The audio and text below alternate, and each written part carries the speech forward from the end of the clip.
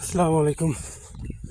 গতকালকের মতো আজকেও সকালে ফজরের নামাজ পড়ে দৌড়ানো শুরু করছি। যদি জীবনকে উপভোগ করতে চান তাহলে দৌড়ান, আর যদি উপভোগ করতে না চান তাহলে দৌড়ানোর দরকার নেই।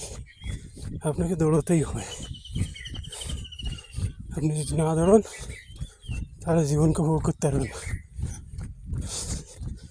দৌড়ালে আপনার শরীরে স্ট্যামিনা বাড়বে, শক্তি বাড়বে, কার্যক্ষমতা বাড়বে, অনেক কিছু থেকে আপনি বেনিফিট পাবেন। রেগুলার দৌড়াতে হবে, কখনোই স্টপ করা যাবে না। আর একটি কথা,